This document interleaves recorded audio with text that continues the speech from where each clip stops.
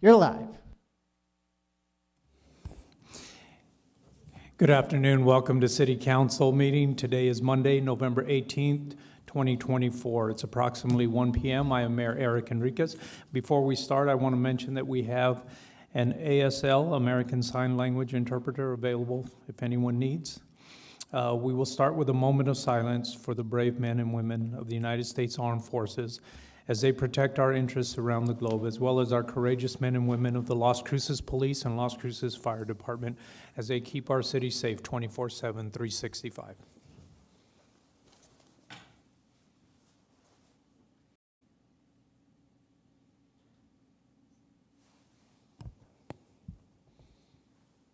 Councilor Coran, if you lead us in the pledge. To the flag of the United States of America and to the republic for which it stands, one nation, under God, indivisible, with liberty and justice for all.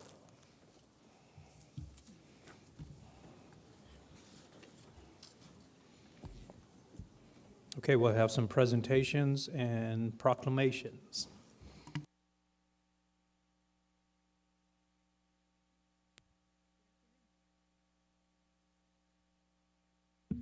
Good afternoon. Welcome, everyone. First off, I am very excited to welcome the Know Your City seminar series completers, who I just had a great lunch with. So if you all want to come up, we have some proclamations for you, some certificates, and we'd like to recognize you here. So you can just come up and sort of be around, and then we'll give each of you your certificates. So. It's my honor to stand before you today as we celebrate the completion of our Know Your City seminar series. Today is not just another day. It's a day to recognize and appreciate the dedication, curiosity, and commitment shown by each of you who attended all 12 sessions. When we first launched this series, the goal was simple: to provide a platform for you, our engaged citizens, to learn more about the workings of our city, understand the decisions that shape our lives, and to empower you with the knowledge to make informed decisions that impact our community. From the start, you answered the call. Your participation in all 12 seminars is not just a personal achievement, it's a testament to your passion for making Las Cruces an even better place to live, work, and raise a family. From the start, you answered that call. Oh wait, I already said that. To those of you who have been with us throughout this journey, I want to say a heartfelt thank you. You have given your time, your energy, your attention to this important endeavor. You gained insights into everything from our local government structure to sustainable practices, from city budgeting, super thrilling. We'll give you a copy of the budget book if you want, in addition to your certificates, to public safety initiatives, including drones, and in doing so, you've taken responsibility of becoming more informed, active participants in shaping our future. It's no small feat to attend 12 sessions. It requires dedication and a genuine interest in making our community stronger. Your consistent attendance, thoughtful questions, and willingness to learn have not gone unnoticed, and they speak volumes about your commitment to your city and your fellow residents. By showing up, you've not only empowered yourselves, you've set an example for others. You've demonstrated that true community involvement isn't just about being present when it's convenient. It's about showing up day after day in pursuit of the bettering of our collective future. Las Cruces thrives because of people like you. It is in the spirit of engagement that makes our city not just a place to live, but a place to belong. The success of the Know Your City seminar series reflects your willingness to take part in the ongoing work of building a stronger, more connected community. So thank you. Thank you for your time, your passion, and your commitment to Las Cruces. We look forward to continuing this journey with all of you and seeing the many ways in which you will use the knowledge you've gained to shape our future. As we move forward, I encourage you to share what you've learned with your neighbors, friends, and family, many of whom I know are here today. Let's keep this conversation going, and let's continue working together to make Las Cruces an even better place for everyone. Thank you again, and please know how much the city of Las Cruces appreciates each and every one of you. So now I will call up each of you for your certificates, and then afterwards we'll take a picture all together, yeah? Joe Archuleta.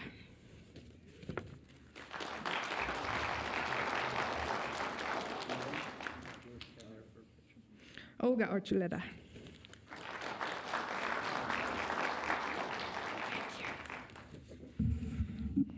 Arsenio Cruz.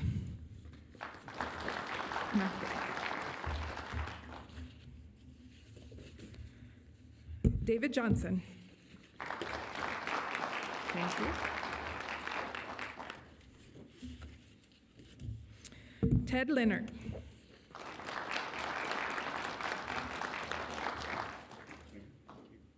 Joanne Lopez.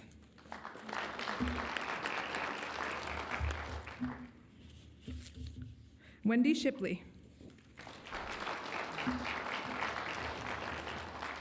Crystal Silva.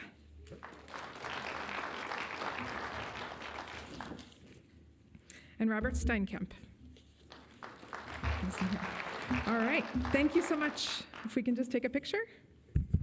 If your families want to come up, you all can come up and join too.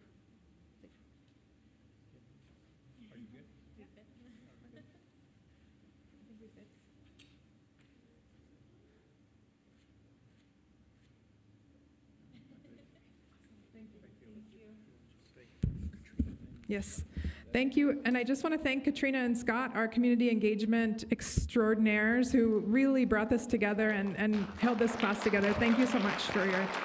Oh, Katrina, please. Good afternoon.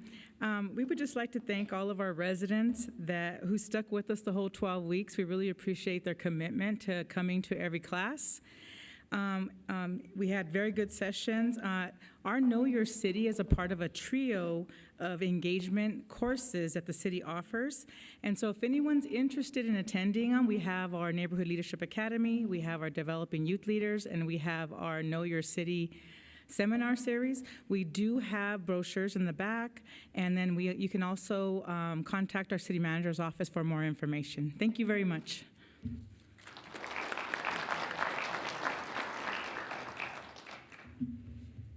Thank you. Next up, I'd like to welcome Chantal Yazzie Martin, please. And everyone, if you'd like to bring, I hope.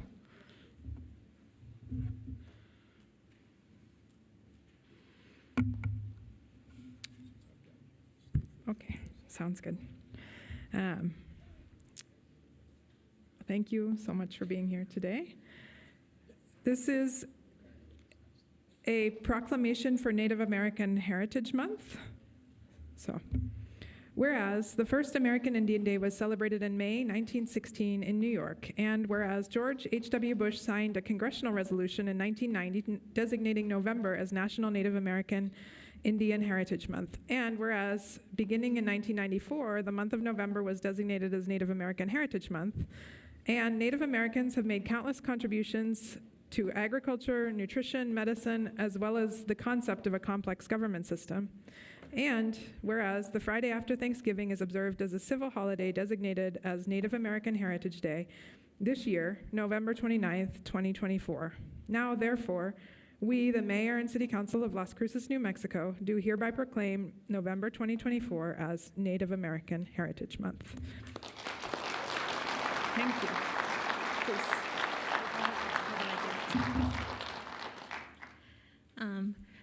Thank you, everybody, for being here. Councilor Flores had mentioned, bring your whole tribe, so I brought my whole tribe, as many as I could round up. So I want to thank you, Mayor Enriquez and the City Council for this proclamation. Nyat e she Chantal Yazzie and she kia ani denensha tukuriti bashichin lok adena dashache tukot heglini dashanale. So I'm Navajo. I just introduced myself, and that's how we connect with everybody when we meet. So this is my second time saying my clans in the chamber, so you're going to hear it more often, I hope. So I just wanted to give the acknowledgement out, and for Councilor Flores again for giving the invite. I think I'm too short. There we go. I wanted to take this time to invite my relatives and friends from across the community who have also found that Las Cruces is home by acknowledging that we are merely visiting relatives and caretakers. Where did I go? I want to acknowledge the original communities from this land, the Piro Mansotiwa and Tortugas people, whose history in this city has been long-standing before the governmental and modern-day structures took over. And I want to encourage everyone in the community and leadership to continue to learn about the history of our town, specifically Indigenous communities, and continue to include our narrative. We are more than just a tourist attraction performance, a good photo or a billboard, or an opportunity for leadership to have the diversity check mark marked. We are more than a statistic that everyone uses in terms of other or something else. We are here, we are working modern jobs, we are excelling in our studies, and we are redefining what it means to have a voice at the table. We are movements for change, policymakers and initiators, community activists and consultants on how to take care of the land. I'd like to thank my community and relatives who are here. So we have artists, we have entrepreneurs, we have professors, we have young scholars, we have baby artists and scholars, we have community nurses, we have public health, we have civil engineers, and we have students. And we have amazing legacies of where we come from. So please don't forget to encourage and include us in your narratives, because we are here. We're gonna be taking care of the land long before it's gone. So yeah, thank you.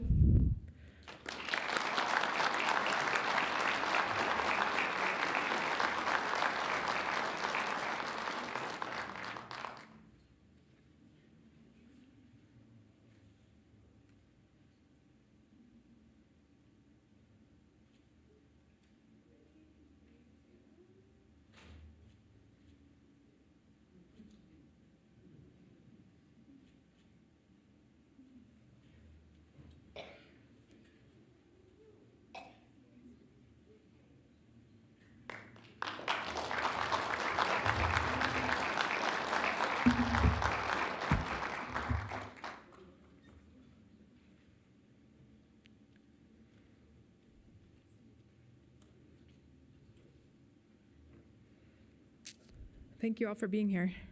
Next, I'd like to invite up Sarah Smith and Walter Stewart, please, for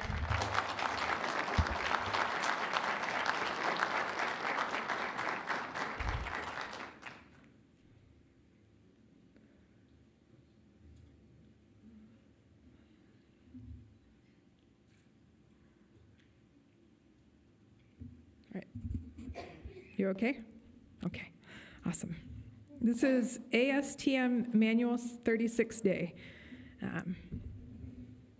Whereas the NASA White Sands Test Facility in Las Cruces has been part of our community since 1963, and whereas the personnel of the Laboratories Department of White Sands Test Facility are world-renowned experts in the area of oxygen safety for space, aircraft, medical, and industrial applications.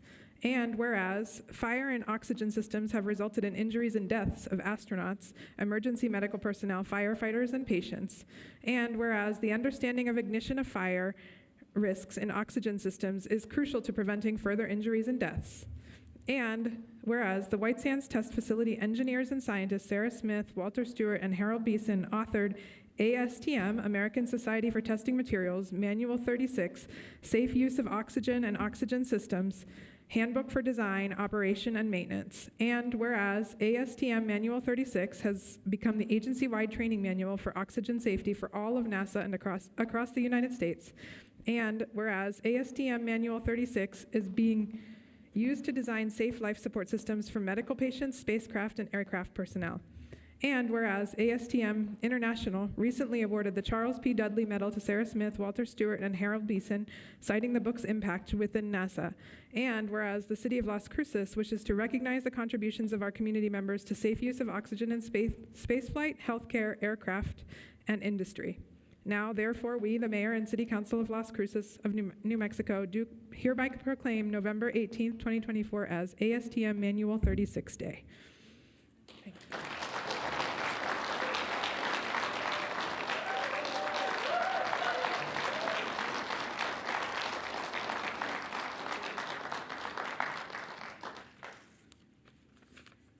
Thank you so much. We wrote this book nearly 18 years ago to help people use oxygen safely.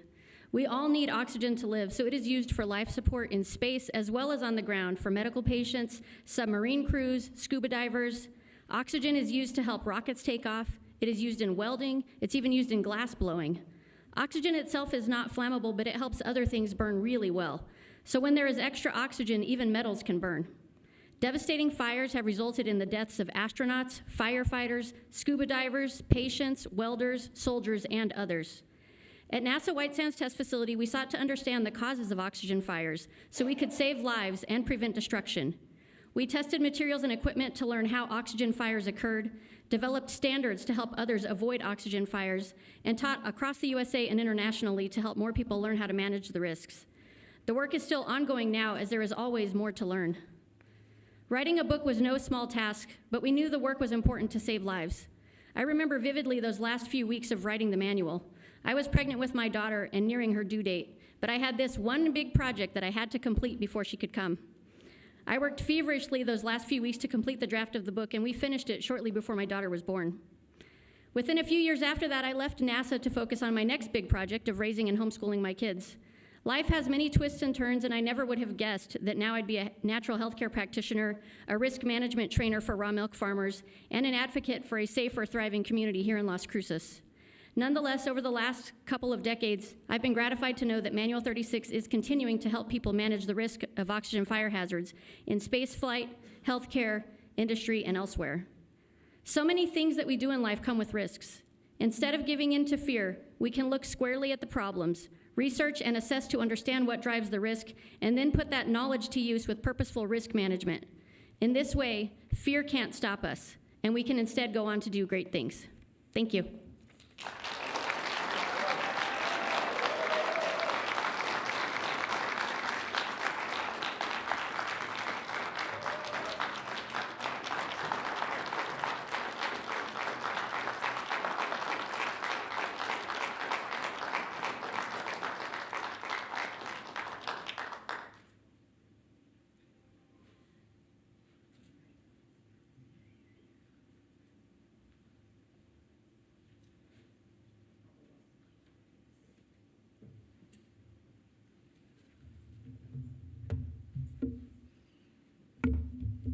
Thank you.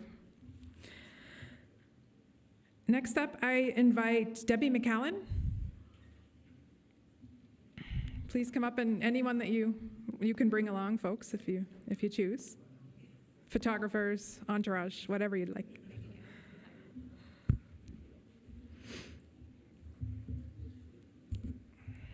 Thank you. I'll just read it, and then you can speak. All right. This is a proclamation recognizing 40 years of progress by the Family Violence Prevention and Services Act.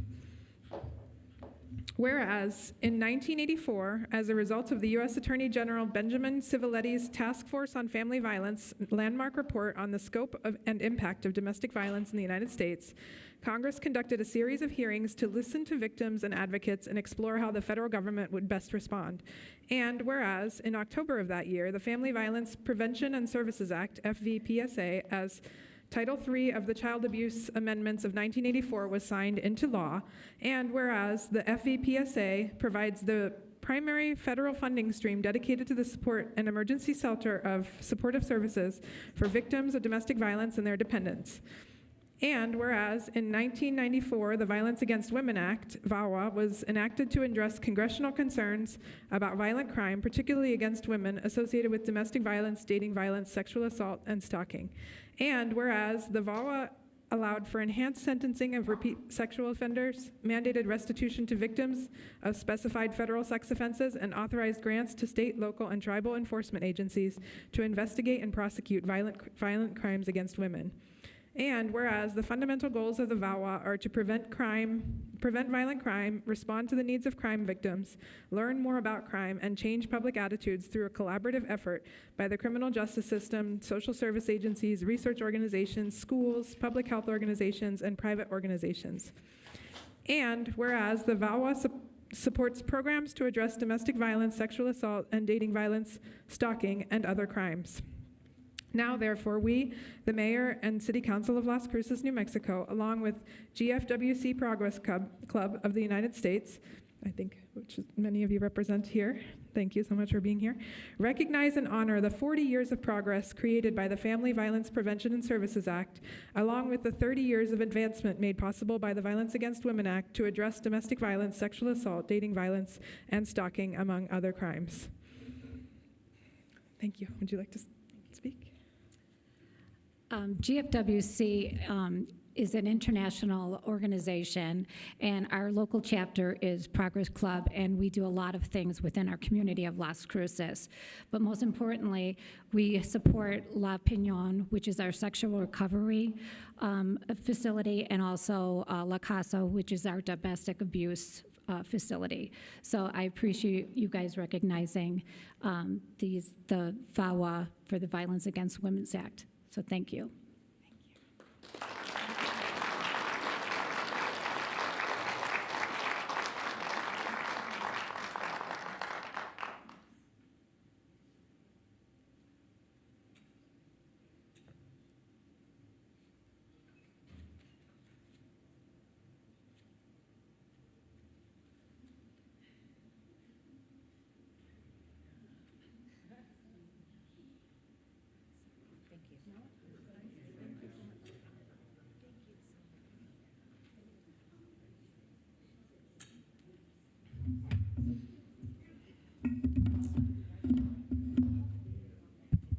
Next up, I invite Gentry Roberts.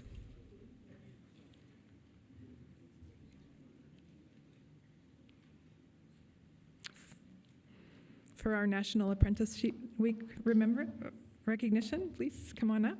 Thank you for being here.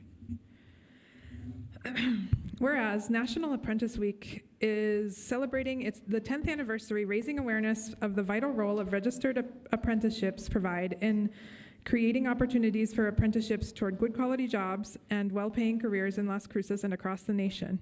Whereas registered apprenticeship programs enable employees to develop and train their future workforce while offering career seekers affordable paths to high-paying jobs. And whereas for over 35 years, the Independent Electrical Contractors of Southern New Mexico has been at the forefront of training electrical apprentices, providing an invaluable alternative to traditional post-secondary education, offering earn while you learn opportunity that propels the future of the electrical industry forward. And whereas the Independent Electrical Contractors fosters a vibrant community of educators in both the field and the classroom, business owners, and electrical journeymen, providing specialized training for residential, commercial, and industrial sectors, while also contributing significantly to the economic development of Southern New Mexico communities. Now, therefore, we, the Mayor and City Council of Las Cruces, New Mexico, do hereby proclaim the week of November 17th, 2024 through November 23rd, 2024 as National Apprentice Week.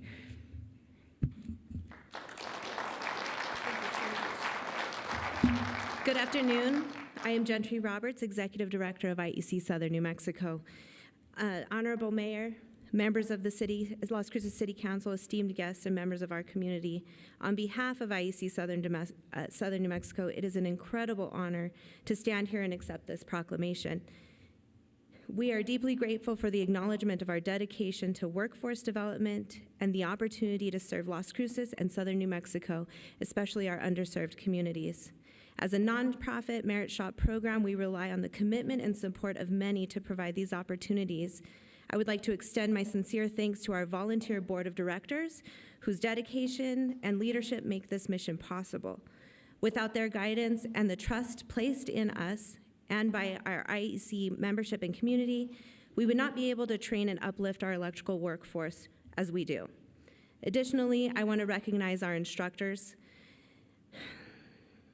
These journeyman electricians who serve as boots on the ground for our program, they are skilled professionals that have chosen to give back to the industry that has provided them with a successful and rewarding career, dedicating their time and knowledge to training the next generation. Their contributions are invaluable, and their commitment to our apprentices embodies the heart of what we do.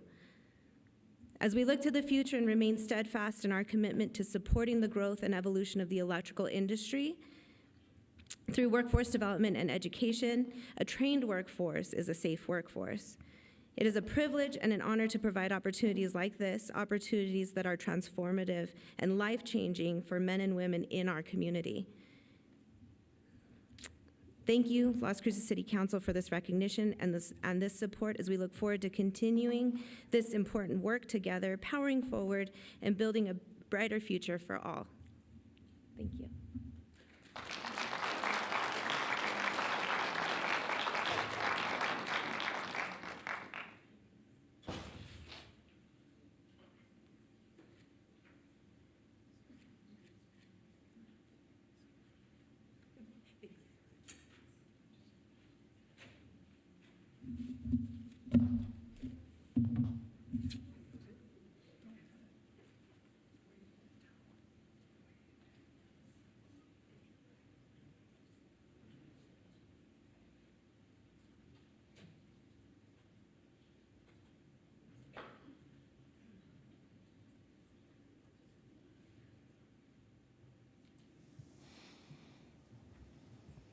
Oh, thank you, Councilor Klein. Thank you all.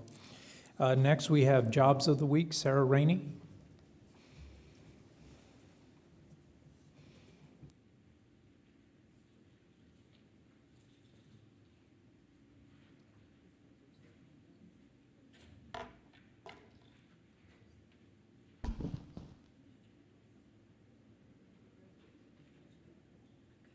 Okay. We'll get the presentation up just a second.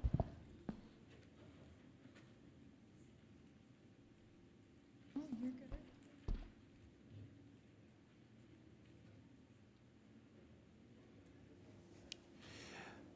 While we're waiting a few minutes, just to let you know that the heating is not working in the council chambers, so it is a little cool, and unfortunately, it's going to remain that way. Just want to let you all know.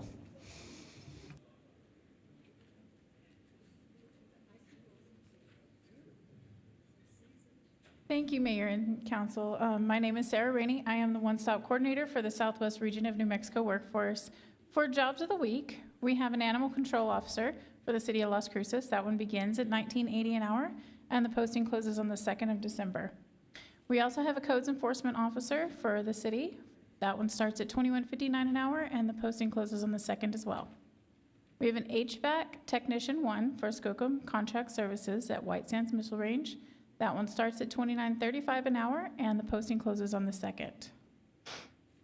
We have nutrition services at multiple locations throughout our school district here in Las Cruces. The positions vary in pay. The postings close at the end of the month. We have a store associate at Sherwin-Williams. That one starts at $13 an hour, and the posting closes on the 30th. We have a meat clerk and a meat clerk butcher position. They're a little bit different at the Toucan Market. The postings vary in pay, and they close on the 30th. As always, if anyone needs anything, any type of career advancement training, work on your resume, interview skills, anything like that, feel free to come see us at the office on Alameda Boulevard. Thank you. Thank you, Sarah. Next is Pet of the Weeks, Carol Nielsen.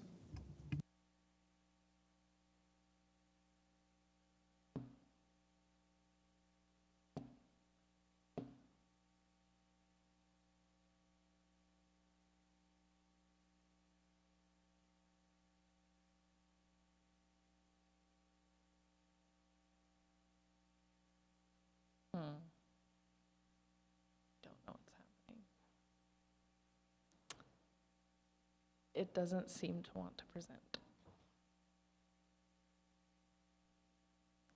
Okay. My apologies, we'll have to do this. My name is Carol Nilsson. I'm with the Animal Services Center of the Mesilla Valley. I'm here with Pets of the Week.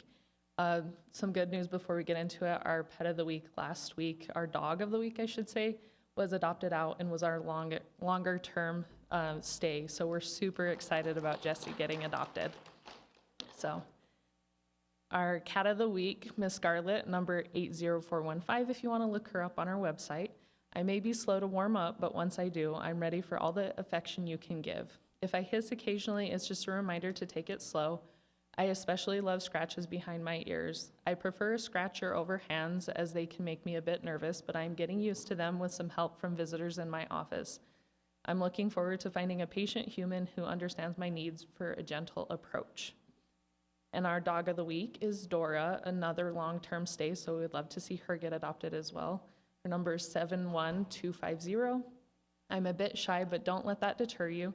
I'm just a little cautious when meeting new people, but once I get to know you, I promise we'll be the best of friends. I'm quite young and have a curious spirit. I love exploring new places and sniffing out new smells. I may take a little time to come out of my shell, but with some patience and a few treats, I'll be your loyal companion. And this week, we're going to be at the farmer's market with our adoptable pets, so definitely come out and come by our booth. Also, if you ever have any questions, feel free to just stop by for questions as well. But of course, the adoptable pets would love some time and affection from people. And you can visit us on our social media for more information on day-to-day items. And also, our website is back up and functional. So you can also search for our adoptable pets and any found pets brought into the shelter. Thank you. Thank you, Carol. Next is an informative presentation by utilities. It'll be presented by Stephen Perez on new lead and copper rule. I think Stephen stepped out to run 5 miles just to warm up. But Agent Wimmer will get it ready.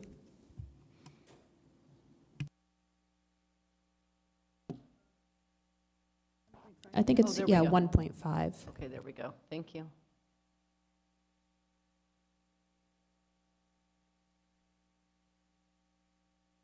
So Stephen should be coming quickly. I think he needed to blow his nose or something. He'll be right here. Thank you.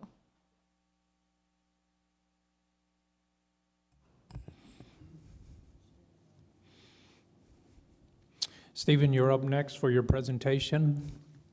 I was letting everyone know that you were probably doing 5 miles just to warm up, for your presentation. Pretty much. Okay. Show and tell. Yeah. Okay, the floor is yours.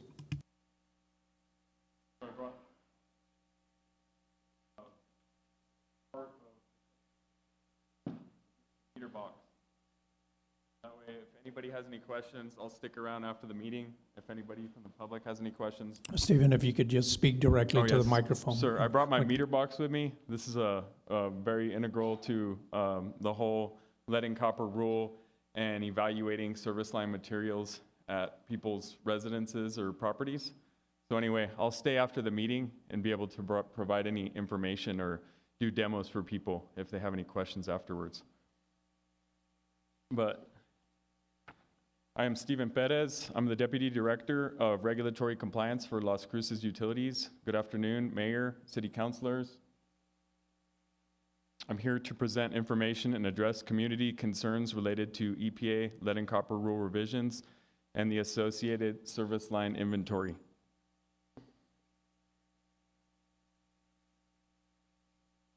To offer a brief background, the lead and copper rule revisions come from the lead and copper rule, originally published in 1991 to control lead and copper in drinking water.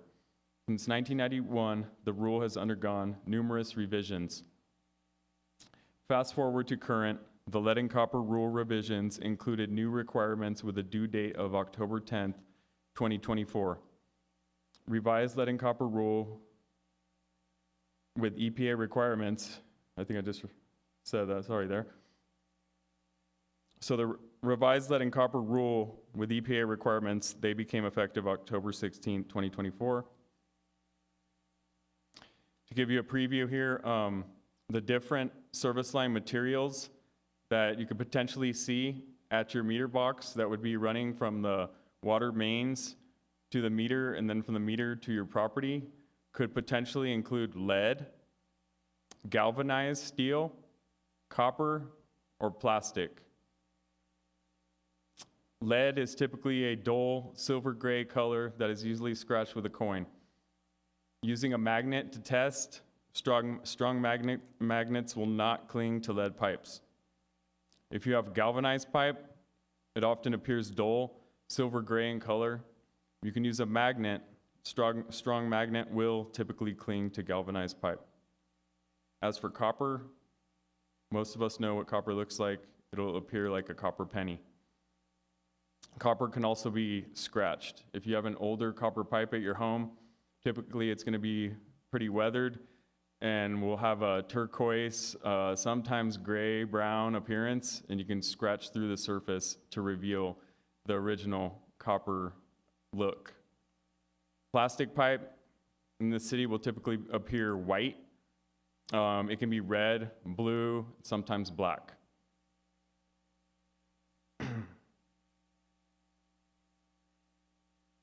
So, moving on. The requirements were the following.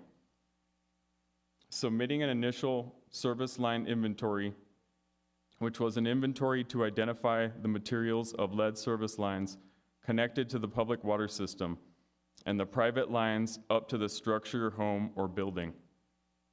We also had to submit a lead service line replacement plan for water systems with one or more known lead galvanized requiring replacement, or if the service line is to be unknown of lead within its distribution system. We also had to submit a list of schools and daycares. Also, making the service line inventory available online was another requirement.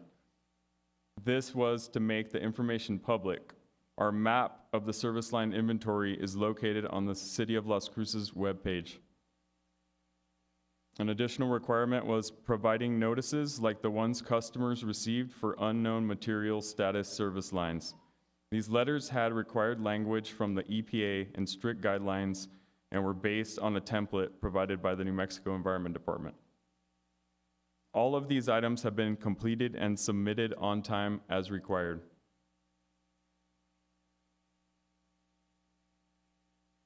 So for my next slide, I'm going to continue on with some of the additional requirements. An additional requirement of the rule included educating customers on material line types, how to reduce exposure, health risks of lead, and where to get water quality testing services. As for water quality testing, is another requirement that will be done for every elementary school and licensed child care facility.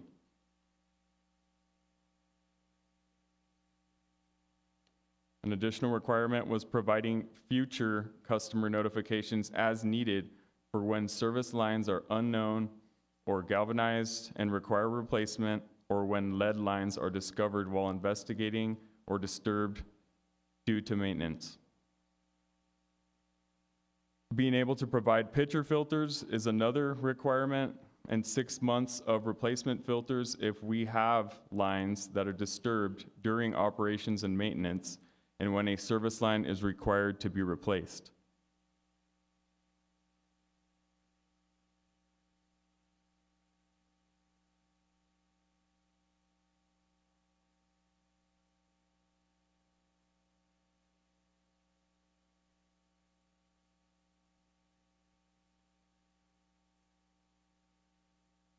This next slide covers required water quality testing at schools and licensed child care facilities.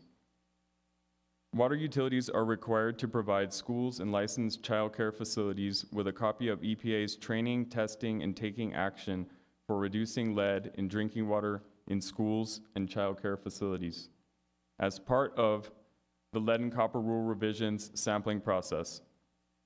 Las Cruces utilities must sample at least 20% of two groups, elementary schools and licensed child care facilities in our service area for the next 5 years.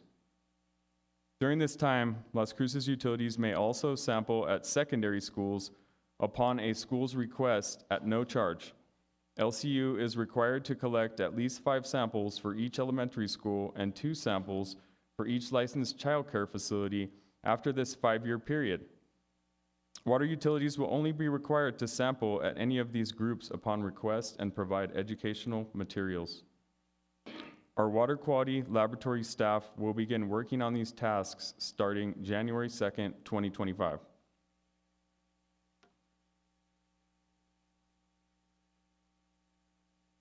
Service line inventory, phase 1. The initial inventory was to determine the type of material for all water service lines and connections based on available records. Hence why there were so many unknown material service lines. We simply did not have evidence to prove the types of material based on our available records. The findings include the following information. First off, there was 0 lead service lines,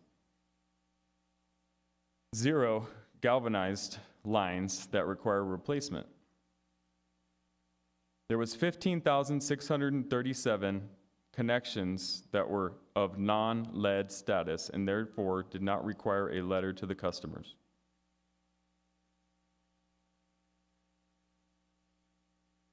We had a total of 20,637 unknown service lines. Those customers received a letter. And as I said before, the 15,627, we were not required to do a mail out.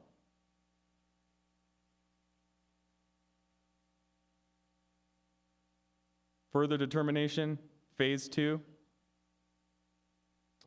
Ooh, sorry about that.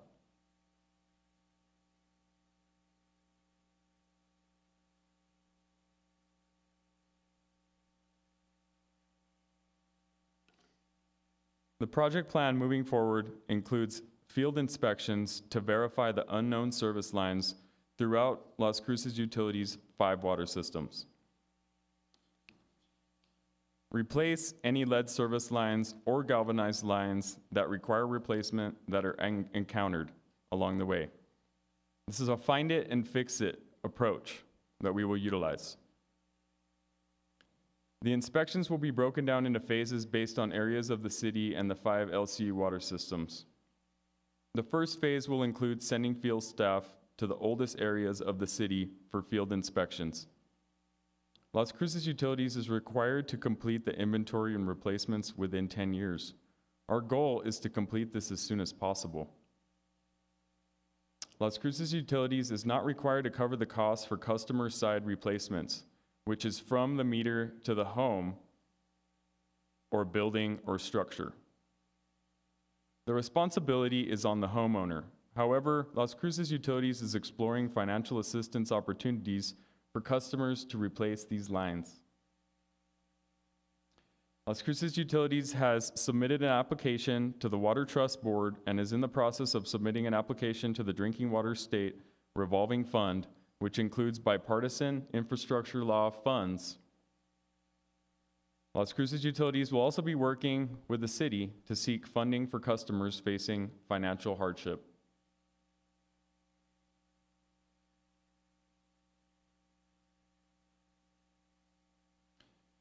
To speak on the letter of notice of unknown service line materials.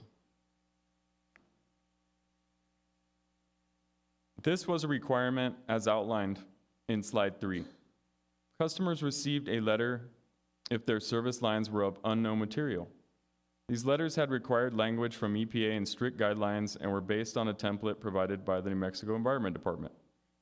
Unknown material, as discussed on slide 6, were based on available documentation, and Las Cruces Utilities will be moving into the next phase, which includes field investigations.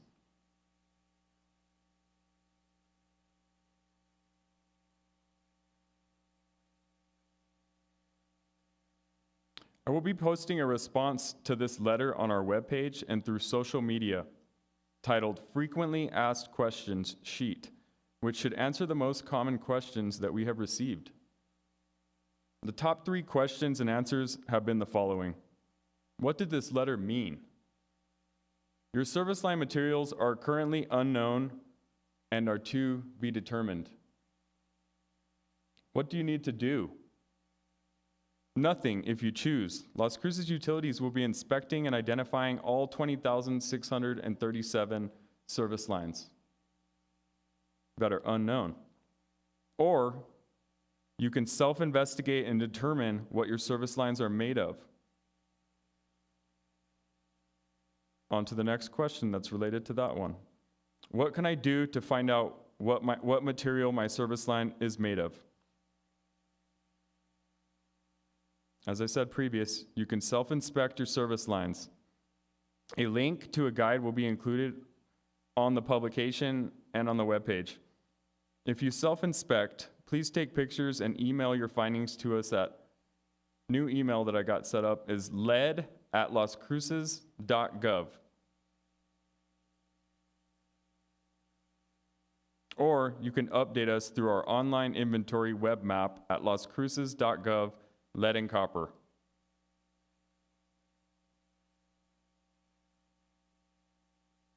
The next question that we have frequently been receiving is, what should I know when doing my own self-inspection? In Las Cruces, the water meter is typically found in the front yard near the sidewalk or curb. If you self-inspect, be careful when opening the meter box cover. to not disconnect an ERT cable from the meter attached to the inside of the box cover. Do not lift the cover too high off the ground or pull it off too fast. Typically, you must dig below the ground and meter connections on either side of the meter to see the service lines, unless they are already exposed. If the meter box is too small to work inside, you may have to dig on the outside of the box. The next question. Can you test my home's water for lead? How do I test my water? We currently do not provide sampling services for customers' properties. You can contact Eurofins Environment Testing in Albuquerque at 505-345-3975 to request a bottle kit and sampling instructions, or you can see the laboratory list on our webpage. You could also source another laboratory. Just make sure they're accredited to test for lead in drinking water. Alternatively, you may purchase a water home test kit for lead as availability permits from Lowe's, Home Depot, Walmart, or order online. You can Google search lead sampling home kit for water or something similar. Do not purchase a presence-absence result lead test kit. You must be able to test and have a numerical result. The lead level of concern is 10 parts per billion, also known as micrograms per liter.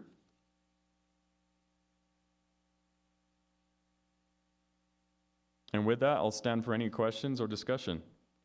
And as I had mentioned previously, our email for any questions or concerns is lead@loscruces.gov.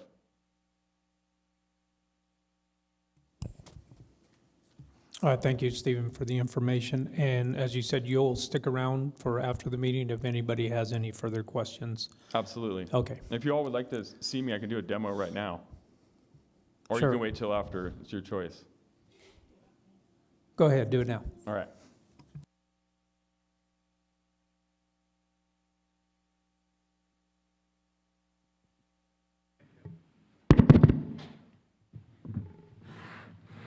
So I'll show you all first, and then I'll turn it around so the audience can see. But basically, you have your meter. This is a typical meter box for Las Cruces. They do come in varying. Typically, it might be round. This is the alternative. The round ones will be a little harder. They'll be a little harder to work inside of to Steve, determine your. can you try the handheld? Oh, let's try this, guys. Sorry. Noobs. Sorry, guys. Oh, this one's not even on. All right, how's that? Hello. All righty. We have progress. So, typical meter in Las Cruces will look as so. There are smaller round ones. But as I said before, you really want to take caution when opening the lid because there is a cable on some of them that is attached to the inside. So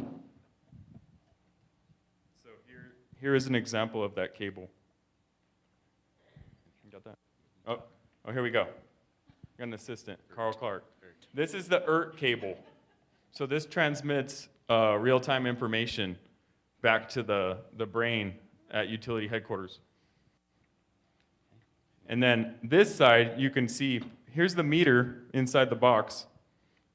And this would be a representation of a customer service line. So typically, you'll have your meter, and there's a 90 that goes down to the meter, connects to the meter. And that connection from the meter is typically brass. And then it'll connect to plastic, galvanized, copper, one of the materials that I mentioned previously.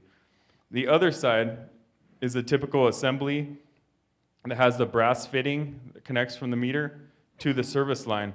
And on the city side, most commonly, what you would find is PEX or polyplastic pipe.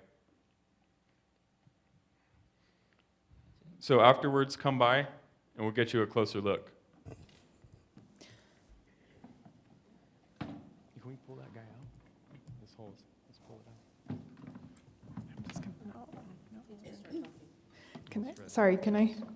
Can I just, I don't have a question. I just have a basic sort of summary comment, if that's okay. Yeah, go ahead. And I'm not, I really appreciate this presentation, and I super know you all are doing the good work.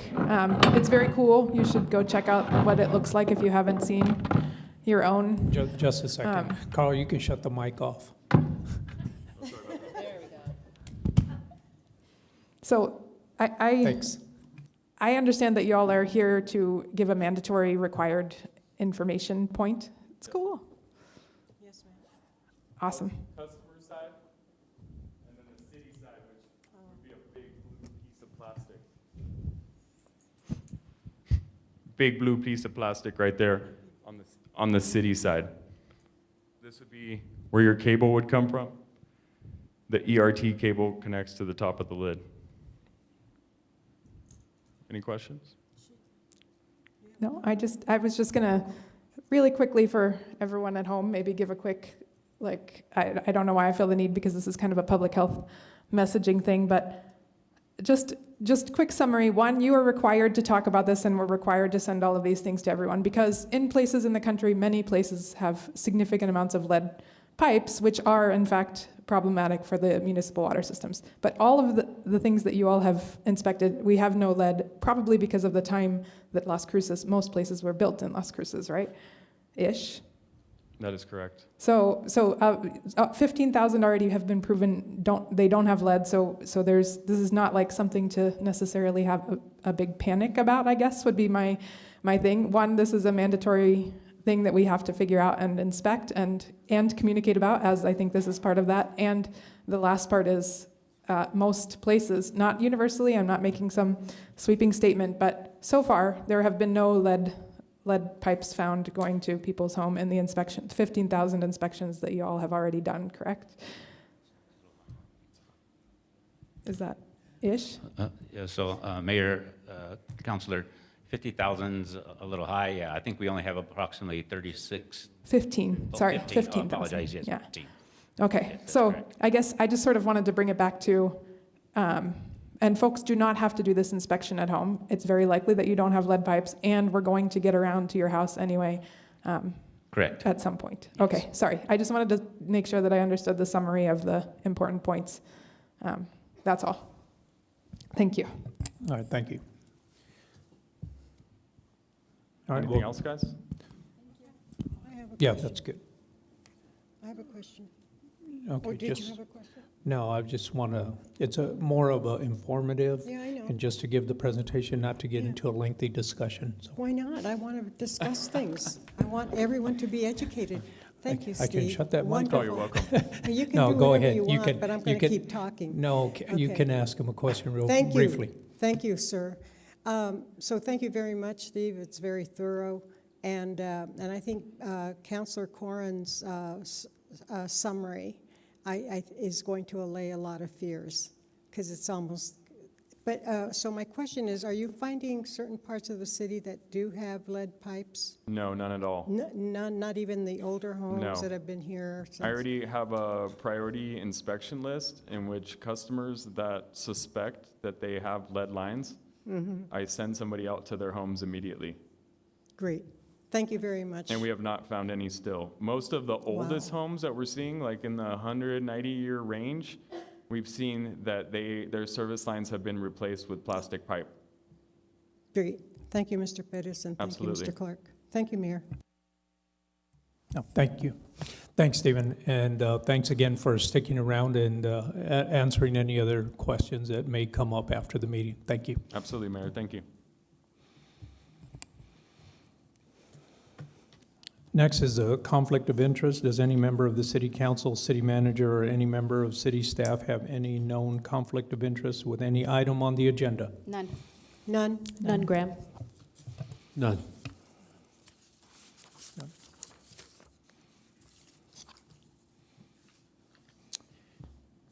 Seeing none, we'll go to public participation. We'll allow up to 3 minutes. Katrina will help and escort you down to speak. No pending litigation or items on the non-consent at this time.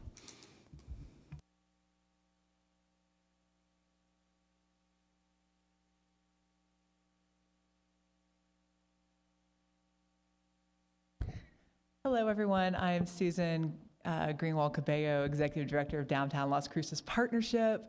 Wanted to start off giving a shout out to Councilor Cassie McClure, who did a walkthrough of the district with us, talked to some businesses. They were very excited about it. It went very well. Hope you do that again with us. Also, I want to thank Sarah Booth and Elizabeth Puckett from the library here. They did a really great merchants meeting for us, showing us all the business innovation technology at the library and all the things that they could help with, like Excel, like personalized Excel. Anyway, and then we all got library cards. It was very fun. A really great meeting. So thank you guys for letting that happen. Also want to tell you that Small Business Saturday is coming soon. It is the Saturday after Thanksgiving, so it is going to be the 30th of November this year. We are, Downtown Las Cruces Partnership and the Osler Cultural District are hosting a red carpet event on the plaza. So we are going to have a red carpet. We are going to have a step and repeat like you guys have. We are going to have some paparazzi, which are just volunteers screaming your name. And we're going to take some pictures. It's going to be a really cool photo op for our superstars of the event, which are our shoppers who are downtown. So we are there to celebrate them, hoping that our businesses downtown use that promotion to kind of double down on what they're doing. It's to augment what's already going on, not to overshadow anything. So like if they wanted to give a 10% discount for anyone who had a photo or something like that. Anyway, to get people not just to the plaza, but to our brick and mortar locations downtown as well as the farmers market, right? On Saturdays, downtown is always Small Business Saturday, regardless of what we're calling it.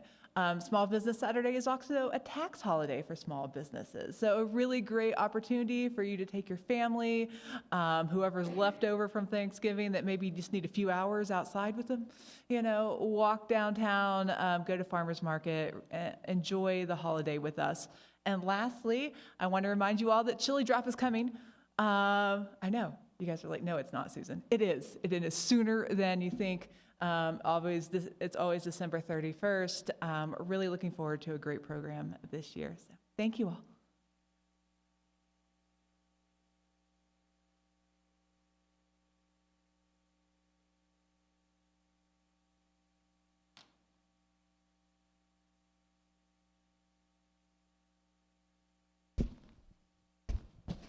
Mayor, Council, Juan Garcia. The recent work session covered the subject of spaying and neutering companion animals. The shortage of veterinarians capable of performing these critical procedures is troubling, but it's only part of a larger crisis. For over 4 years, we've seen a horrifying spike in crime that threatens the very fabric of our neighborhoods. I met with Dr. Deborah of Pet Doctor 911 on Sunday, yesterday, which is located on North Main, and her words echo in my mind. She posted this on Facebook, and I quote, "We have had so many wonderful people in our community that have written on Facebook about the break-ins, so I will post here what I know.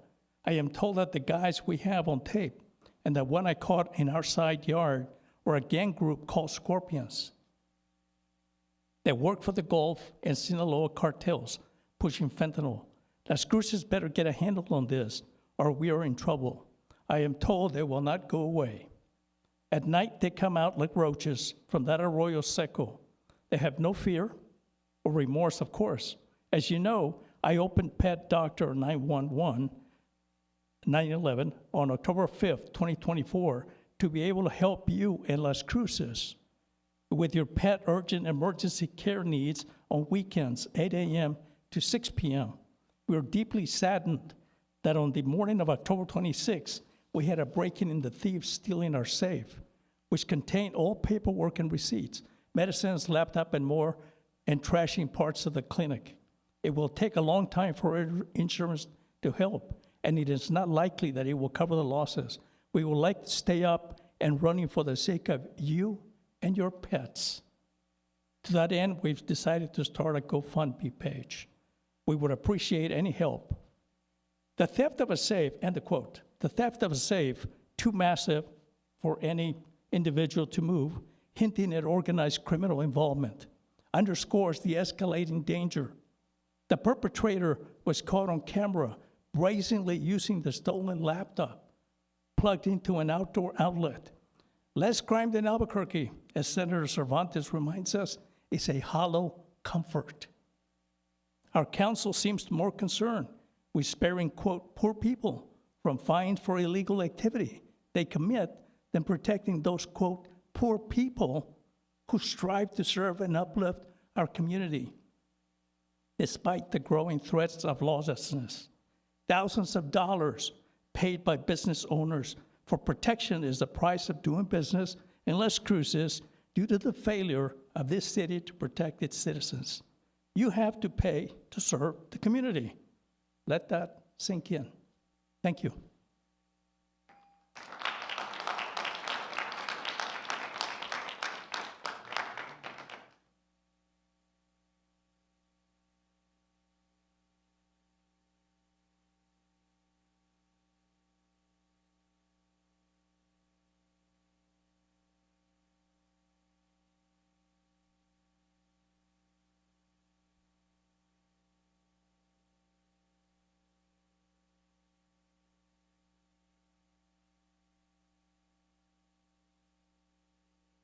Good afternoon. My name is Jim Hurst. On May 2nd of this year, the mayor and the CCIA held a religious service at the main entrance of our city hall in honor of National Day of Prayer. There are no public records of the event. It was not recorded on the city calendar. The city council did not approve it and was unaware of it. After several inquiries to the mayor's office, a staffer informed me that what I thought was a public religious service was a private meeting held by the mayor. I think the mayor's office was less than candid, and the National Day of Prayer service held here was anything but a private meeting. In truth, it was a public religious service authorized by the mayor. My questions for the mayor are, does your office grant you the authority to use city government facilities for religious purposes without city council approval? Why didn't you give the people, through their elected officials, a say in this matter? Will you ever tell the full truth about this meeting? To the city council, I request that you hold the mayor accountable to the New Mexico Constitution. Ask yourself if a religious service at the main entrance of this building on a weekday at noon and officiated in part by the mayor and the police chief conforms to the letter and spirit of our state constitution. Amendment 2, Section 11, I quote, "No person shall be required to attend any place of worship or support any religious sect or denomination," end quote. By using city facilities for religious purposes and holding religious services at City Hall, you are requiring all the good people of Las Cruces to support a meeting of a religious sect. This is forbidden by the Constitution. The National Day of Prayer service held at City Hall violates the New Mexico Constitution in both letter and spirit and must cease.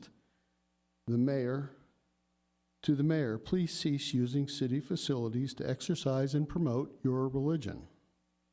For the city council, please pass a resolution forbidding the use of City Hall for religious meetings. Thank you.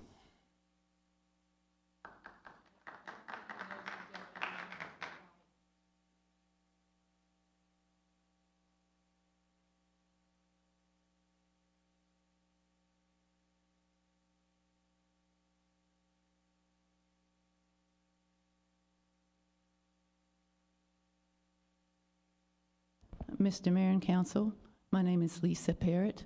I want to thank you for having the National Day of Prayer service here. This is paid for by the people, the taxpayers of this country, this city. No one is required to come. If someone chooses not to come, that's totally with their prerogative. But someone who thinks that they can stop other people from worshiping freely is a problem. Thank you and God bless.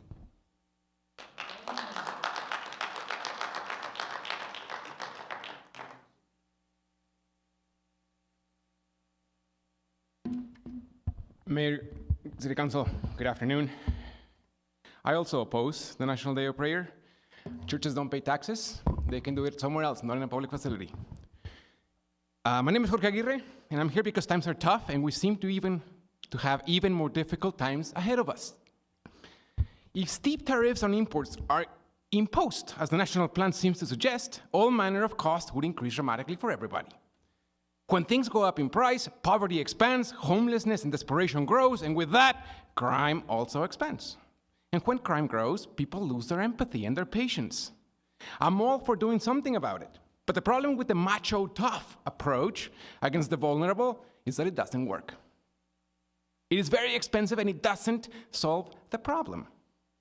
New vulnerable people keep falling in the same trap.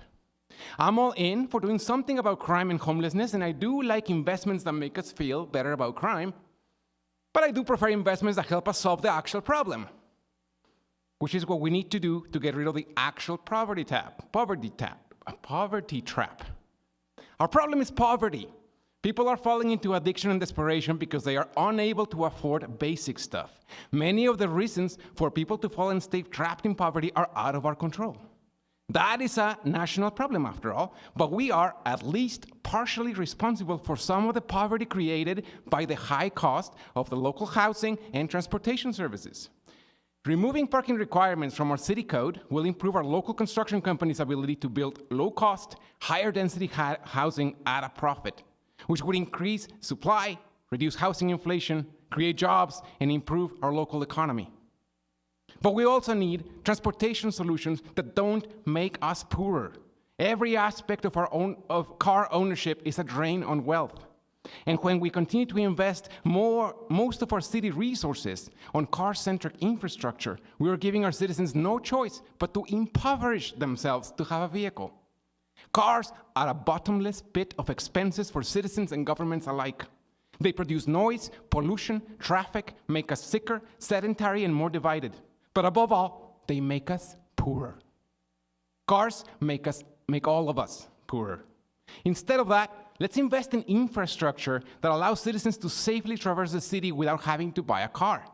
The use of personal transportation devices is on the rise worldwide. They are cost-effective, more efficient than cars, and provide all the freedoms that bicycles promise without many of the drawbacks. And unlike bicycles, they are small enough that they can be carried in a public transportation bus for a comfortable trip from origin to destination.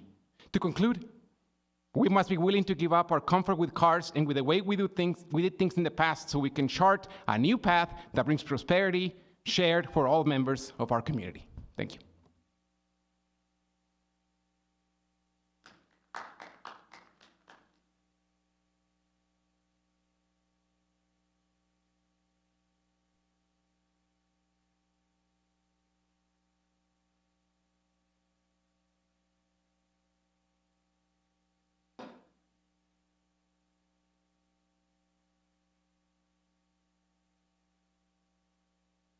Hello, Mayor, City Council. My name is Fred Miller, and I just wanted to agree with Jim Hurst that religious ceremonies, et cetera, just don't belong on city property.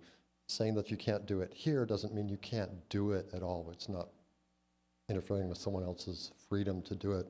Say you can do it somewhere else. I agree with that sentiment, so thank you.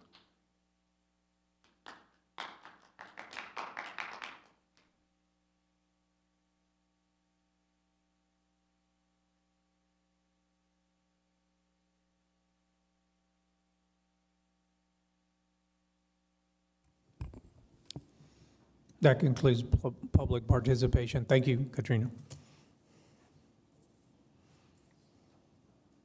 Next is the acceptance of agenda.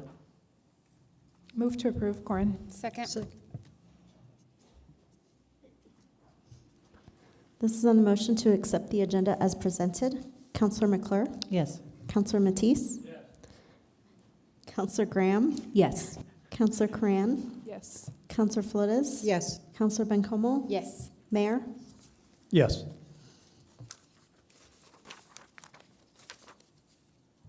Next, we have resolutions and/or ordinances for discussions.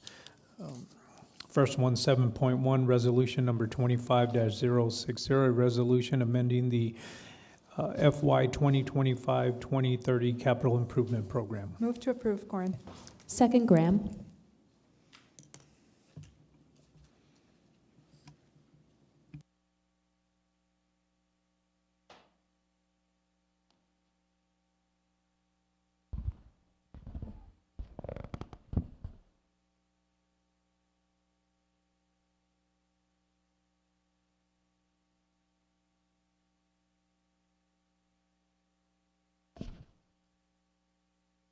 Good afternoon, Mayor and Councilors. Cynthia Campos, CIP Analyst.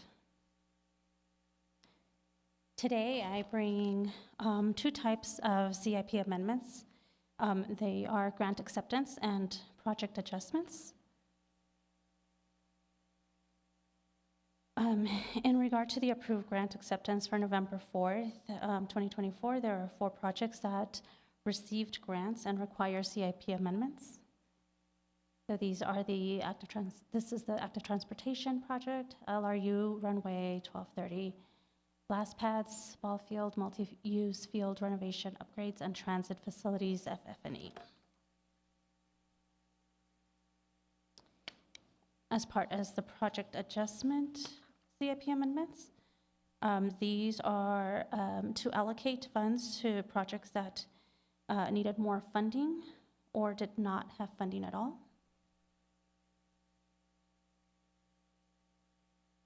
And these project adjustments are again to allocate funds to the Veterans parking lot from other projects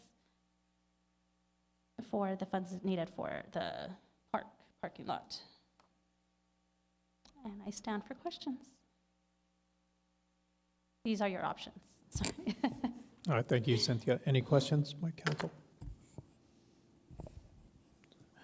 No questions? Go ahead, Christine. This is on the motion to approve Resolution 25-060. Counselor McClure? Yes. Counselor Matisse? Yes. Counselor Graham? Yes. Counselor Cran? Yes. Counselor Flores? Yes. Counselor Bencomo? Yes. Mayor? Yes. Thank you. Next is 7.2, resolution number 25-061, a resolution approving the amended and restated Mesilla Valley Metropolitan Planning Organization, MPO, Joint Powers Agreement. Move to approve, Graham. Second, Corrin. You'll give me just a second. I'm really short.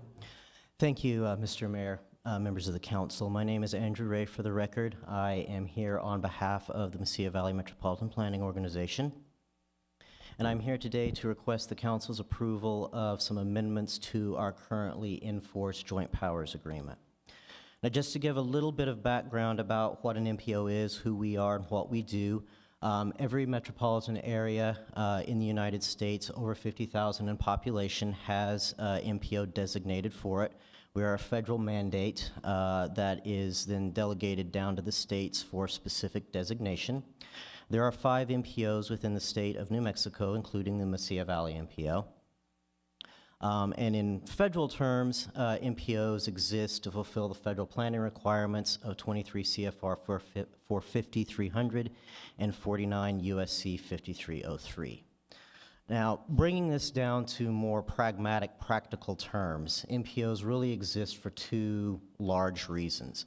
The first one is that MPOs exist to provide a conduit for federal funding to our member jurisdictions. Here at the Mesilla Valley MPO, and I apologize I didn't mention this a moment ago, the members of the Mesilla Valley MPO are the City of Las Cruces, Diana County, the Town of Mesilla, and NMDOT District 1 as our voting component on our governing board. But MPOs exist to provide access for our member jurisdictions to federal resources and investment within our local communities. Without the MPO, that's not possible for our areas.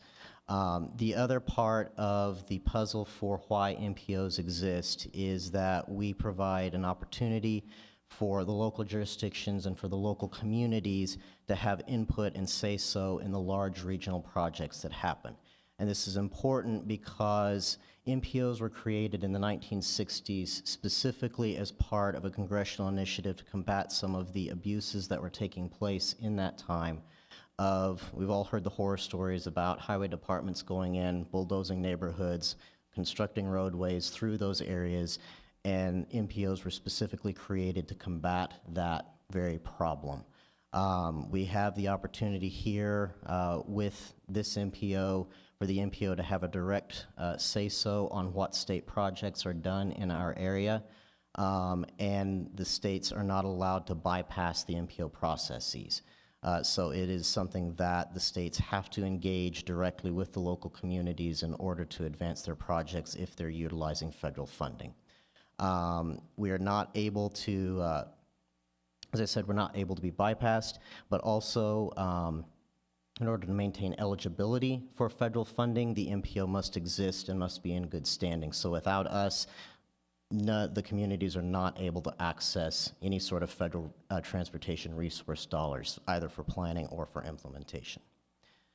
So with all of that sort of as the background as to why we exist and what we do, per state guidelines, MPOs within the state of New Mexico are created and organized via Joint Powers Agreements, or JPAs.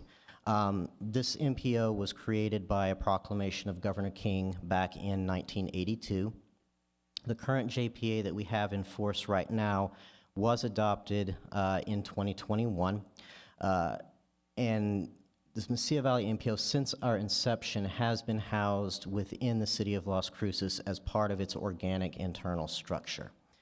In June of 2022, the city administration came to the MPO and said that they believed the time was right to effect an administrative separation of the MPO from the city of Las Cruces. Since that time, we have been working diligently on that. It has been a very slow, deliberate process. There are a lot of moving parts for a transition of this nature, and we have been deliberately very careful about making sure that we are trying to do this correctly. This is, I will admit, something of an unprecedented process. There's not really a playbook to follow for this. The most recent time in our area that something like this happened was when the El Paso MPO separated from the city of El Paso in the mid-90s. So most of the people, everyone in fact, who was a part of that has retired. So there's not really a playbook to consult. But we have been working through this over these past 2 years and working with the city of Las Cruces, and in August of this year, the city administration notified us that they were satisfied with the documentation that we had put together, and we're ready to move this forward through the formal adoption process. And a key component of this formal adoption is amendments to the currently enforced JPA.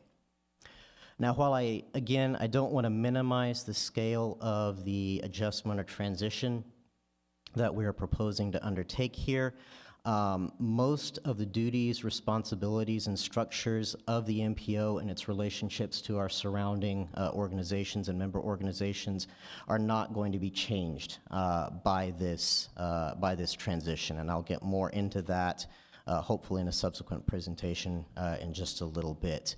But there are two key changes that I wish to highlight in this presentation. One of them is admittedly a bit semantic, but we are proposing to change the name of the policy board of the Mesilla Valley MPO to the governing board of the Mesilla Valley MPO.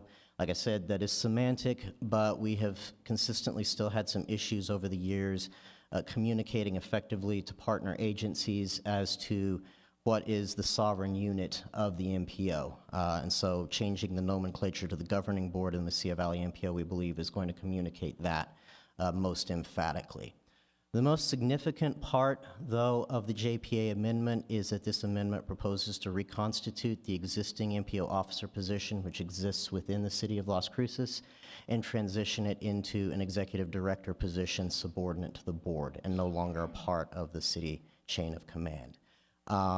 However, again, I want to emphasize that a lot of things are not going to change as part of this transition, and the most critical aspect of that is that the city of Las Cruces fully intends, and the MPO, the county, and the town wish for the city of Las Cruces to remain as the fiscal agent for the Mesilla Valley MPO. That relationship is important because the MPO is funded via federal reimbursement grants. So we never actually have our own money. What we have is spending authority, and so we require an agency. Next is item 7.3, resolution number 25-062, a resolution approving a memorandum of agreement defining the roles and responsibilities of the City of Las Cruces and MPO. Move to approve, Corrin. Are going to be altered one bit by this process. We have been informed by the City of Las Cruces that there are a number of city policies that will have to be adopted by the MPO in order to affect the fiscal agent relationship. We will be working with city staff in the immediate term to identify those policies and to bring them before the policy board for adoption. I don't have a timetable at this point. I suspect it probably will be after the start of the new year, but we are aware, and it will be a top priority once the state approves the JPA to get those policies on board. As I said, that there are many respects that nothing is going to change as far as the operations for the MPO and our relationship with many departments of the city. Those departments, specifically finance, HR, IT, and fleet support, they're not going to see any change in the interactions with the MPO whatsoever. They're not going to notice a thing. The city is going to continue to provide those as part of this MOA. The city is also going to continue to provide some limited risk management support for the MPO. Those items are listed there on the slide. One of them, another significant change, though, from the way that we have been operating in the past is that the MPO will seek out and retain its own separate legal counsel from the City of Las Cruces. The city will no longer be legal counsel for the MPO.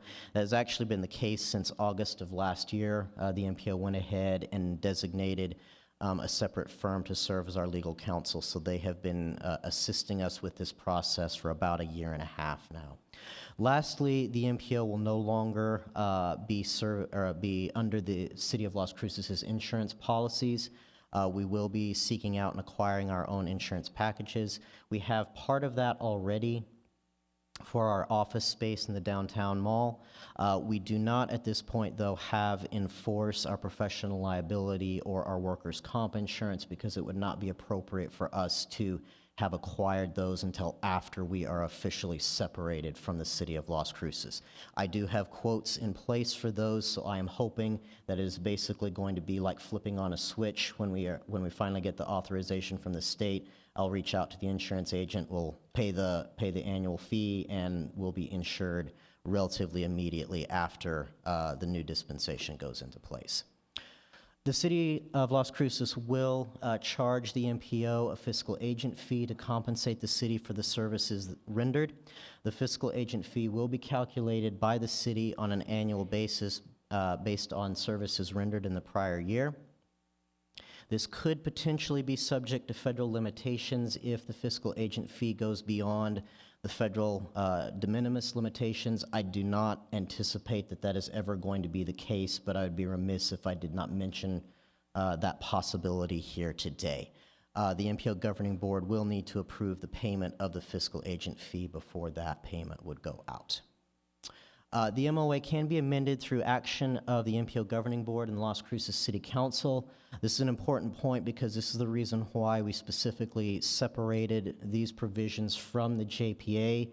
Because the JPA has to go up to the state of New Mexico, that makes it an inherently more ponderous process to get done, and the consensus between city administration and the MPO was we wanted to be able to be agile. If there are any changes that we need to, that need to be implemented, we wanted to be able to do those quickly.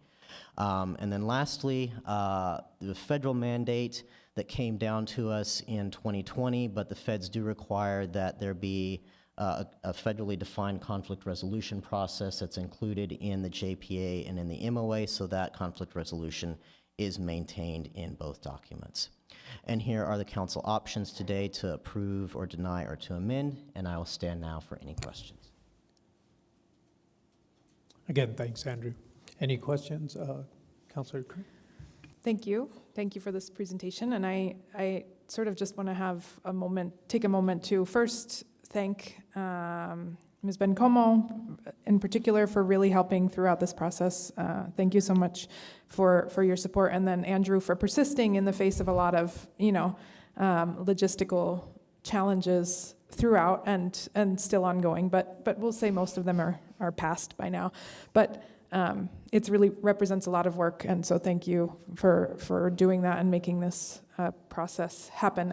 I just really quickly want to sort of highlight the MPO. I know that it's not necessarily something we think about, but last week we had super interesting presentations, and so if this piques your interest at all, last year $70 million about went through the MPO to infrastructure projects in our community, and so it definitely is notable in terms of how the federal government views money going into literally our roads, primarily sidewalks, roads, trails, et cetera. And so I think that was really interesting. And then also something, if you're interested for what the MPO contributes, the new safety report, which last week we heard a really interesting and compelling presentation about all of the traffic fatalities from the year 2022 in the MPO district. It was very compelling.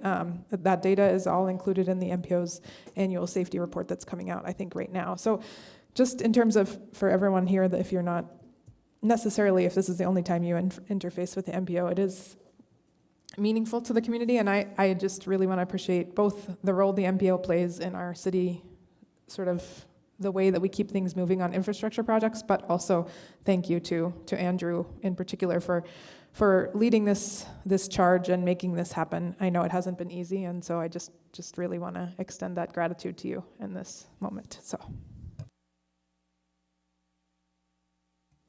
Thank you, Councilor. No other questions, Christine? This is on the motion to approve Resolution 25-062. Counselor McClure? Yes. Counselor Matisse? Yes. Counselor Graham? Yes. Counselor Coran? Yes. Counselor Flores? Yes. Counselor Bencomo? Yes. Mayor? Yes.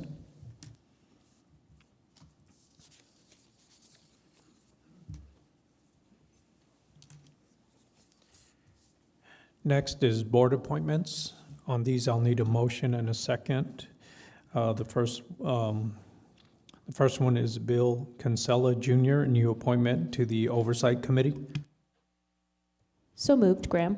Second, Bencomo. This is on the motion to appoint Bill Kinsella Jr. to the Oversight Committee. Counselor McClure? Yes. Counselor Matisse? Yes. Counselor Graham? Yes. Counselor Coran? Yes. Counselor Flores? Yes. Counselor Bencomo? Yes. Mayor? Yes. The next one is Adolph Zubia, new appointment to the Oversight Committee. So moved by Graham. Second. This is on the motion to appoint Adolph Zubia to the Oversight Committee. Counselor McClure? Yes. Counselor Matisse? Yes. Counselor Graham? Yes. Counselor Coran? Yes. Counselor Flores? Yes. Counselor Bencomo? Yes. Mayor? Yes. The next one is Michael Cochran, new appointment to the Oversight Committee. Move to approve. Second. This is on the motion to appoint Michael Cochran to the Oversight Committee. Counselor McClure? Yes. Counselor Matisse? Yes. Counselor Graham? Yes. Counselor Coran? Yes. Counselor Flores? Yes. Counselor Bencomo? Yes. And Mayor? Yes. No, thank you. Next is the notice of proposed ordinances, and there are three. The first one is Council Bill number 25-015, ordinance number 3086, an ordinance changing the conditions of the M1, M2C for a property encompassing approximately 1.19 acres and located at 1013 Park Hill Drive. Bring it forward. The next one is Council Bill number 25-016, ordinance number 3087, an ordinance authorizing a real estate purchase agreement between the City of Las Cruces and is it CH Industrial Acquisitions LLC for the sale of approximately 22.40 acres of municipal owned land within the Las Cruces Innovation Industrial Park. Bring it forward. The third one is council number 25-017, ordinance number 3088, an ordinance to authorize the convenience of a city-owned vacant partial known as partial number 4-007135366477905 South Campo Street. Thought I'd give you all the legal description. The Mesilla Valley Public Housing Authority for Development of Affordable Housing. Bring it forward. Next, we have City Council member board reports and comments. I'll start with Councilor McClure. Thank you, Mayor. Just wanted to give a shout out to utilities for coming in and giving the presentation. I'm a little worried about the ERTs, to be real honest, but it's going to be fine. And I really appreciate giving sort of a demonstration of what this could look like for people who might have been a little scared about lead. So thank you very much.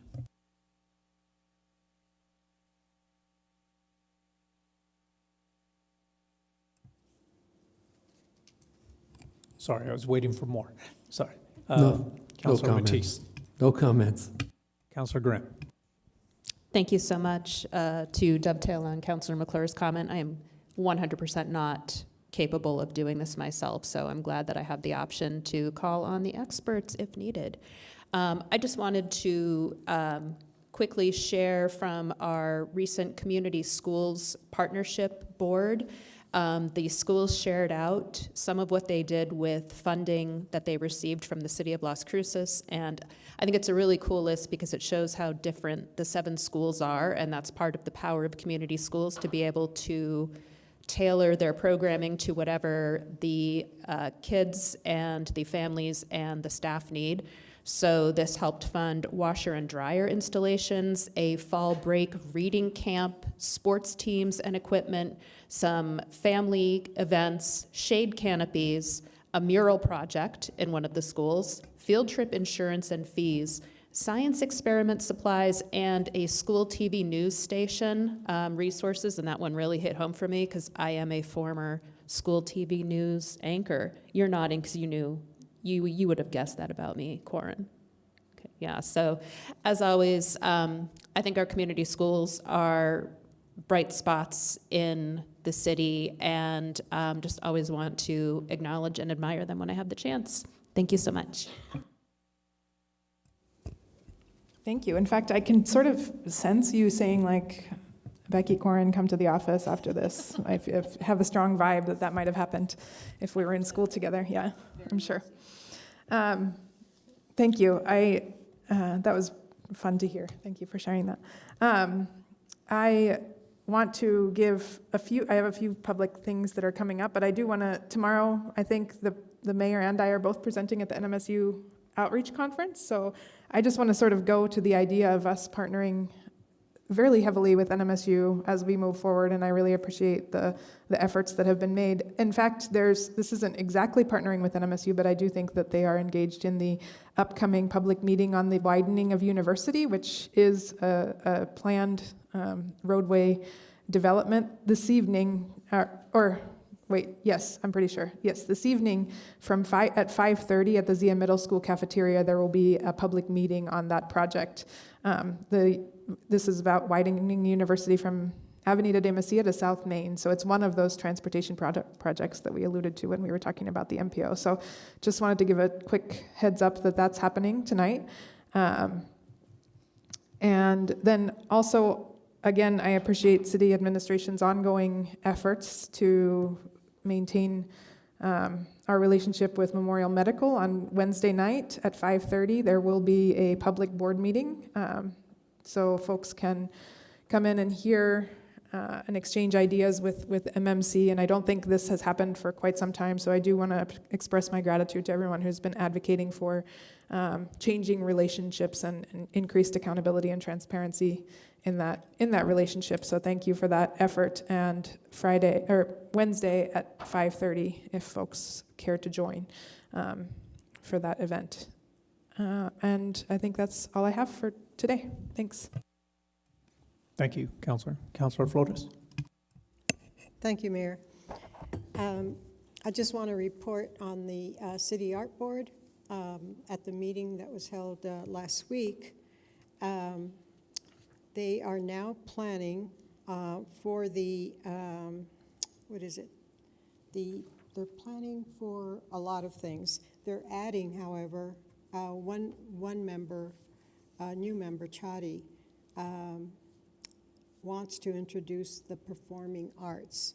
At this point, the City Art Board is getting ready for the Chalk Walk Public Art Month 2025 and the city-owned property for public art. And so there's a lot going on with that. You know, those meetings are usually like about 2 hours, 2.5 hours long. And Alma, one of our members is Dr. Adam, what's his last name? Amador, thank you. And he's the principal at Alma d'Arte. And they will be having an event, and the City Art Board was invited. Anyway, those are the highlights of the committee, and all the members are very hardworking. I want to thank them publicly for that, as well as the Quality of Life Department. Carol Bray attends these meetings, which is really refreshing because past directors of the Quality of Life didn't attend. So she's very engaged, as is Rebecca Slaughter. I want to thank them for their participation in attending our meetings. Thank you, Mayor. Thank you, Councilor Flores. Mayor Pro Tem. Thanks, Mayor.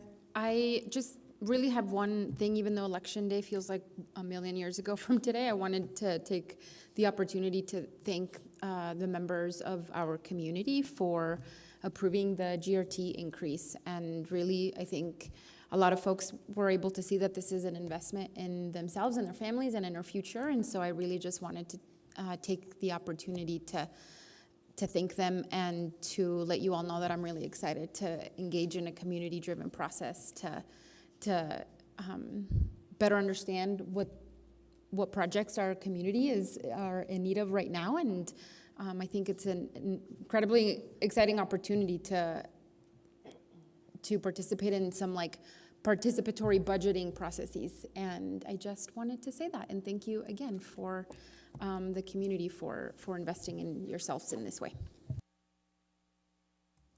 Thank you, Mayor Pro Tem. I had that on my list as well. I just wanted to come back and say thank you to our voters for the increase in the GRT. It is what we classified as public safety and critical infrastructure, but it's also opportunities for an investment in long-term financial stability for our community, for our city, and we thank you. A couple of things I wanted to bring up is last week I attended the NLC National League of Cities. They were celebrating their 100 years of being an organization, and the city of Las Cruces has been a member of the NLC for 50 years. So I was honored and privileged to receive this plaque for 50 years of being a member of the NLC. It was a great place to network, connect, best practices. Irene Prada from Economic Development was also in attendance. And next year it's in Salt Lake City, Utah. And I encourage council, if you'd be interested in going to the National League of Cities and other staff, it'd be a great opportunity. And it's close by. And we have a friend there already. Yes, yes. So wanted to bring that up and share the great news.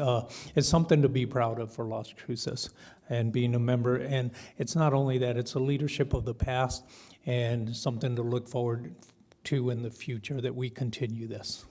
One other thing I wanted to mention was I'm a big sports fan, so I just had to share this with you all. Aggie women basketball, since we are going to be attending the NMSU outreach. I had the opportunity before I went to Tampa to attend one of the women Aggie basketball games. And last year and part of this year, an individual at the WNBA in college, Caitlin Clark, she took NBA, women's basketball, I should say WNBA, to a whole nother level. And I have to share this. There is an Aggie basketball player by the name of Molly Kaiser that plays with New Mexico State University, and she is exciting to watch. The game I went to, she put up 35 points. We need to go and support and see her play. And I wanted to say this publicly because they don't get the recognition, they don't get the attention. The attendance is very low, but let's see what we can do to support them because we do have a superstar in the making there at NMSU. So with that, thank you, and I'll turn it over to our city manager. Thank you, Mayor Enriquez, Mayor Pro Tem Bencomo, and city councilors, Icana Tomopiao, city manager. And just have a few updates for you. Did have GRT on my list, but I appreciate those who have brought it up already. It's something that we are, as staff, preparing to come bring to you options on how to assess and move forward with projects that were highlighted to the voters on that, and taking your priorities and goals that you have and putting them all together. So working through budget retreat on that and looking at the upcoming months in the new year, we'll have something prepared, and I'll use our meetings and public meetings to see what we can do to involve the public, involve you all on a process that makes sense. Thank you. In addition to that, wanted to give a heads up on December 17th, the budget retreat has been set up where we are looking for vision, goals, and priorities from City Council. That will be held at the Fulton Center. That'll be in the morning and early afternoon. And that's something that we wanted to do budget retreats. We do our best to get staff and council outside of the norm. And so to get the creative juices flowing, we take them outside of this room. And so that's why I'm announcing it here. Last year, we went to the convention center, and so this year we plan on going somewhere different, the Fulton Center there, and we may change the location for our CIP as well. So things to look forward to get the creative juices flowing, but we look forward to hearing from you all, council, at the razzle-dazzle that you'll bring to hear from your goals and vision for this upcoming year. And we intentionally moved it to December so that we can put it earlier for our budget process so that our department heads and our deputies can hear from you all what your goals and visions are and see what we can do to implement it in our budget this year. So thank you on that. Additionally, we have Memorial Medical Center. There's a board. This position that I'm in, the city manager has a seat on that board, and they are bringing back the public board meeting, which pre-COVID is what I'm told was the last time they did a public meeting. And so it's been a few years, but they are holding it on this Wednesday. This Wednesday, 5:30 to 6:30. It will be held on the first floor on the annex building in the first floor conference room in the MMC building. So MMC board plans to update the community, and there will be Q&A. So anyone who's interested, we ask that you attend, and especially councilors, mayor, mayor pro tem, any of you all would like to be there, you are more than welcome to be there. It is for everyone. And I just spoke to Viola through text. She is chiming in here. I wanted to give kudos to her, to Brad, our city attorney. Viola is our city auditor, for those chiming in at home. And then also want to give kudos to our city IG, Charles, as well, for your help in getting the oversight committee and the parameters and the structure updated. So thank you. It's been a few months, but it's going to be worth it for the clarity that it brings. So just wanted to thank them. And Viola shares, just to give everyone an update, that the first because of your approval today, the first meeting should be sometime in November or December is what she's anticipating for the Oversight Committee. So just wanted to give you all a heads up on that.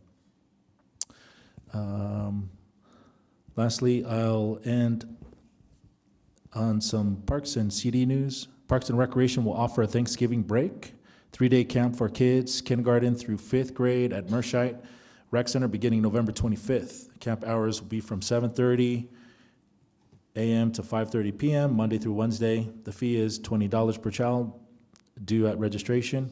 Call 575-541-2610 if interested. And breakfast and lunch will be provided, paid for by Councilor Flores, she says. For the children by Councilor Flores on that. And then, yes, but I appreciate that steak and lobster is what I'm hearing, Mayor. Are you providing steak and lobster? Are we adding that? No, kids don't like that. The Okay. parents will be able to have Okay. that, but the kids will have, hot dogs and peanut butter sandwiches and Love stuff it, like that. love it. Thank you for that reminder. Food, meals will be provided. Appreciate the reminder from Councilor Flores. It will not be steak and lobster, but it will be something healthy and nutritious for the children. Thank you. From Community Development, this is a shout out to those who attended the Veterans Day Parade commemorating Veterans Day. It was a highly successful event with spectators lining Main and Water Street. This year, the city had 5 grand marshals who were first responders from various city departments, including fire, police, and fleet. There were 67 parade floats and entries, and thank you to Mayor Enriquez and General Turner, commander of White Sands Missile Range, who officiated the Veterans Day Parade. Mayor, that's it for me. Thank you. Thank you, Connie. Looking for adjournment. Move to adjourn. Second by Flores. This is on the motion to adjourn the meeting. Counselor McClure? Yes. Counselor Matisse? Yes. Counselor Graham? Yes. Counselor Cran? Yes. Counselor Flores? Yes. Counselor Bencomo? Yes. And Mayor? Yes.